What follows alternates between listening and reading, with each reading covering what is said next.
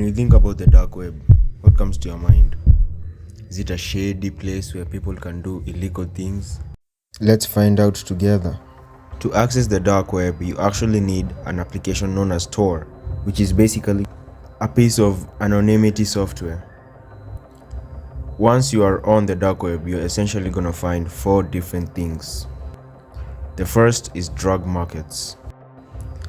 The first narcotics market on the dark web was known as the Silk Road, which was initially shut down but has been overtaken by other sites that have been brought up after the death of Silk Road.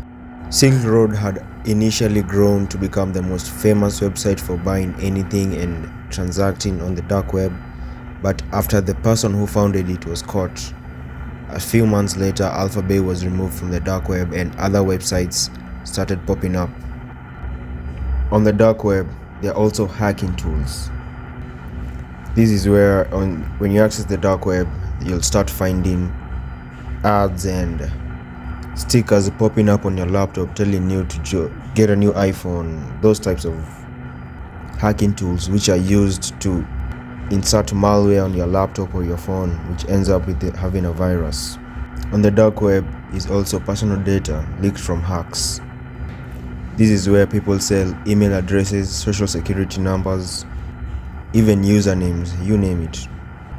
The dark web is used as a place for selling these types of information for money, which could end up in very high risks for the owner. On the dark web, there is also child sex abuse material. That is the most sickening part of the dark web.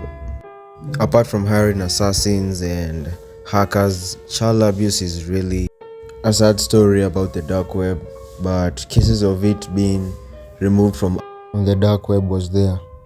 But complete removal from the dark web seems almost impossible.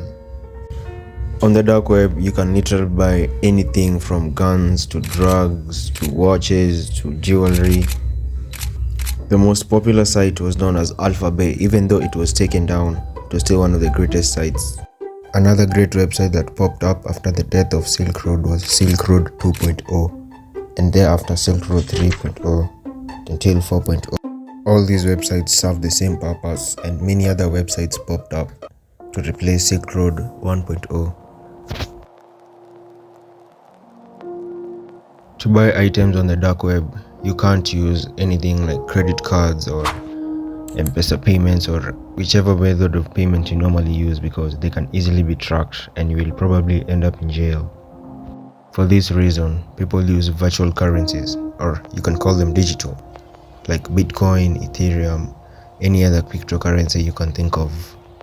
In a span of 2 years, Silk Road, which was the main marketplace on the dark web, generated over 9.5 million Bitcoin in transactions. With today's rate of about 27,000, this means that there was about $257 billion in transactions on the dark web using Silk Road. People even say that Silk Road was very much influential in the growth of Bitcoin. The creator of Silk Road, Ross Ulbricht, was eventually found and arrested. He was given 2 life sentences and 40 years without parole. This was the ultimate reason why the site was taken down. Other services on the dark web even include hitmen. For as low as $5,000, you can kill anyone on this planet. Most of these have been revealed to be fake, but still.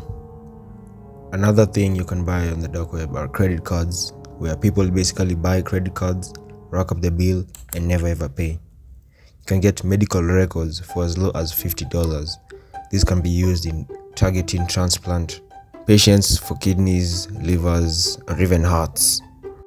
In relation to that, on the dark web, you can also buy organs, kidneys, livers, brains, even hearts. They are for sale and they are listed depending on the compatibility.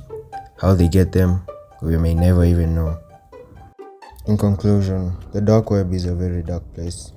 You can buy anything, all illegal things that you can think of, but it's not a website that you should access if you've never used it or have no good intentions. You should be careful while browsing, as you can find anything. And if I was you, I would recommend you to never even use it. The dark web will probably never be taken down. The FBI might try as much as it can, but it is here to stay, and nothing is going to change.